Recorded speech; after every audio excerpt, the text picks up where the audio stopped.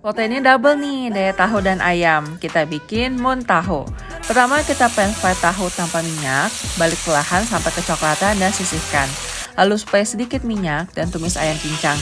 Sampai tidak pink lagi, masukkan bawang putih dan bawang bombay. Untuk bumbunya, aku pakai jahe bubuk dan lada putih dari Jais Organik, diolah oleh petani lokal dan 100% organik ya, jadi lebih fresh. Lanjut tambahkan bumbu-bumbu yang aku tulis, beri sedikit air lalu tambahkan lautan maizena dan irisan daun bawang. Saat sudah mengental, masukkan tahu, aduk perlahan. Sentuhan akhir, tambahkan sedikit minyak wijen. Jadi deh, semoga kamu suka ya.